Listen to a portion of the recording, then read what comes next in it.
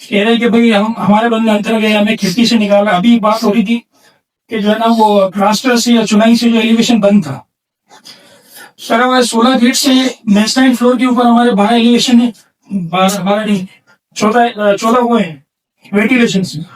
First पे भी 14 ventilation से और सेकंड पे भी है, वो आज भी नजर आ रहे हैं। अभी बिल्डिंग खड़ी है उसको नजर आ रहा है।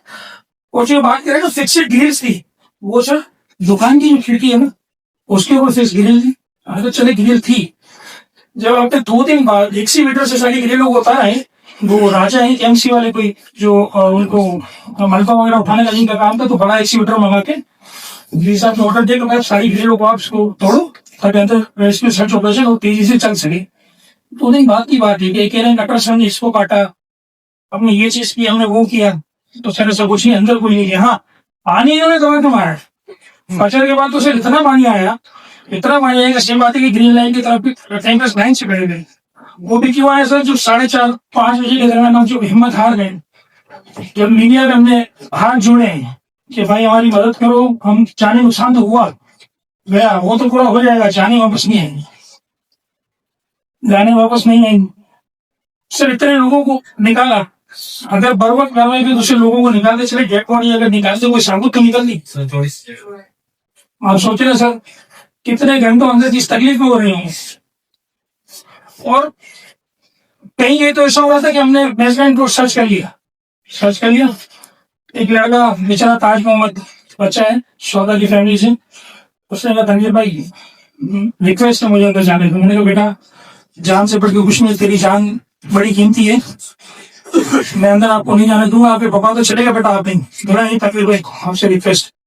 मैंने भी रेस्क्यू वाले बंदे को बुलाया, मैंने कहा भाई इसने अपनी दुकान देखी है, इसको ले जाओ, जिसके वालिद का कुछ पता नहीं चला डीएनए वगैरह में, ये बच्चा अंदर गया है।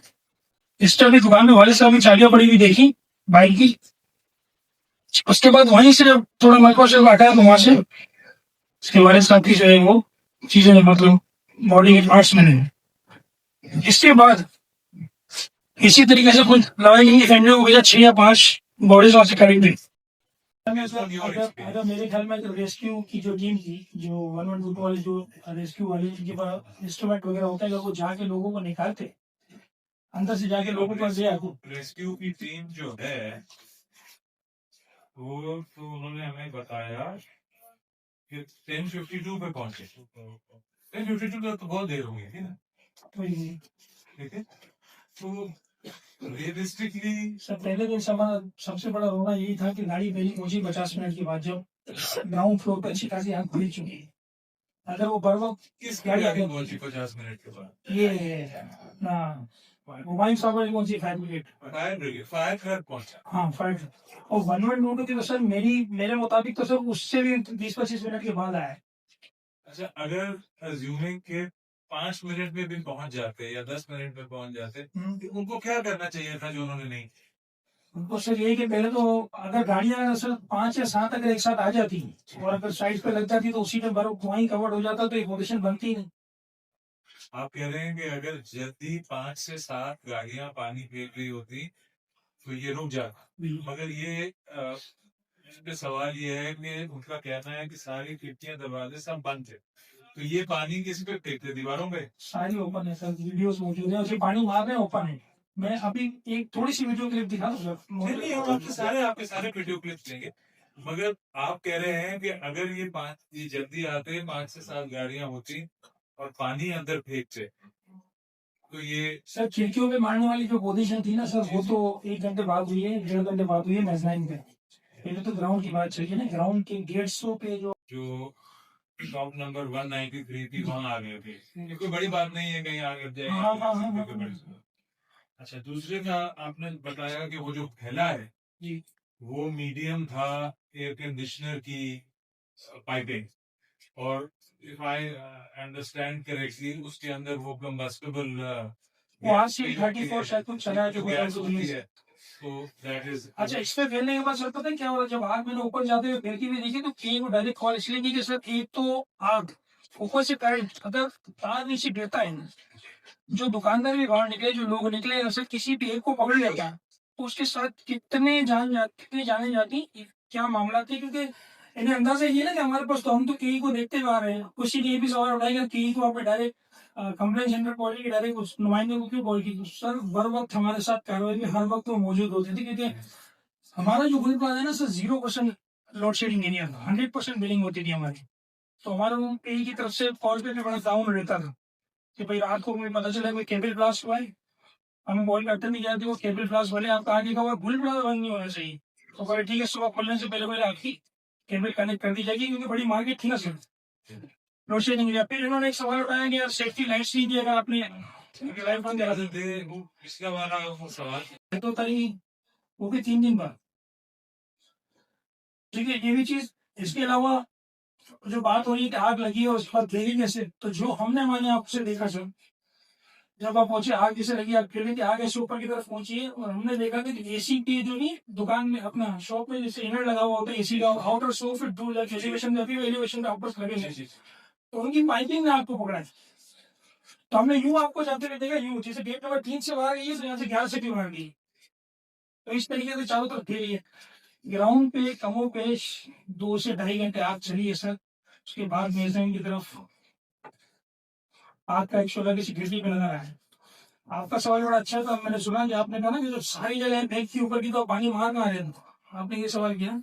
अभी उनसे बात हुई, उसकी वीडियोज हैं, टोटल खिड़की इसकी है, उसमें पानी मार रहे थे, चल रहा था सर, मारो थोड़ी देर नहीं से एलिवेशन फेंक नहीं है, बोले कि चुराई से फेंक हुआ था ये चीज की, ऐसा कुछ भी नहीं है। आपकी बात सर बड़ी अच्छी थी, आपने कहा कि हमने ये नहीं देखना है कि किसने क्या किया, हमने ये देखना है कि ये हुआ कैसे और आगे इसको कैसे। मेरे ख्याल से सर रेस्क्यू 112 अगर मैं सही समझ रहा हूँ कि वो है जिनके पास हालात होते हैं कि जो है वो अपना कटर्स भी होना चाहिए, सारी चीजें होनी चाहिए लोगों को निकालने के लिए। रेस्क्यू तो अंदर जाके करते हैं ना, चलो फायर फाइटर तो ये कि चलो पानी का काम, तो रेस्क्यू ने जाके कोई रेस्क्यू, हाँ दूसरे दिन उसको गिरने के बाद तो रेस्क्यू ने भी तेजी से काम शुरू किया भाई, बॉडीज निकालनी, 112 से भी हुआ, फिर अर्बन रेस्क्यू भी थी, उनका भी हुआ साथ में। लाइट जाने के बाद आपके यहाँ कोई ऐसी लाइट्स मौजूद होती है जो फायर की वजह से होती है, वो वैसी लाइट्स मौजूद नहीं, लाइट रास्ता देखने मैं की बोल रहा हूँ, लाइट जब भी हमारी जाती है ना, तो हमारे जनरेटर्स हैं, ठीक है, हमारे जनरेटर ऑपरेटर से वो लड़का जाके मतलब मेजबान फ्लोर पे ऑफिस से छत से जाके वो जनरेटर ऑन कर देता है, तीनों फ्लोर की जनरेटर है, लाइट ऑन हो जाती है।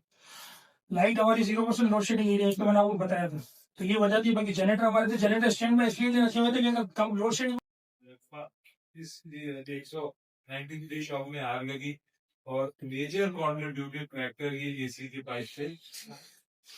सिर्फ एक सवाल रह गया, आपके ख्याल में जो आवाज है उसका सबसे बड़ा कंट्रीब्यूटिंग फैक्टर या फैक्टर्स क्या? इसको, और दूसरी बात ये थी कि जो आपने सुना होगा मीडिया पे भी चला था, कोई दुबई क्रॉकरी शॉप थी जिसके अंदर ज्यादा अमवात हुई है। सर ये दुबई क्रॉकरी है, ये आप यूं समझे कि सर जहाँ तक बैठे ना ये मस्जिद का गेट है, बल्कि वो भी ज्यादा दूर है। जब लोग वहां से निकले उतरे, बात ये थी कि पहले भी आगे लगी, 2016 में लगी थी, एक शॉप तक महदूद रही थी, उसको बुझा लिया गया था, वापस उसको कवर कर, ब्राउजर काम कर रहा होता तो ऊपर कवर कर जाए। अच्छा दूसरी बात, अभी इन्होंने बात की कि बेसमेंट से इन्होंने गोल्ड निकाला, ये चीज करी, चल इसमें डीसी साहब का बड़ा कानून रहा, वो गोल्ड 2 दिन बाद निकाला, क्योंकि आग जो है ना बेसमेंट में 2 दिन बाद लगी, गोल्ड वाला के सारे फ्लोर चल गए थे, बेसमेंट में 2 दिन बाद आग लगी, वो भी रात को 2 बजे इधर से। वो कैसे लगी, फिर जब नीचे एकदम धुआं भर गया, फिर ऑटोमेटिक बेसमेंट के वेंटिलेशन ऊपर तक धुआं भरने के बाद जिससे उसकी गेट्स वगैरह जो देखें कोई जो छत को एक गिर जाती है। मेरा ये मानना है, मैं अपना एक्सपीरियंस से बात कर रहा हूँ, शायद हो सकता है मैं गलत हूँ।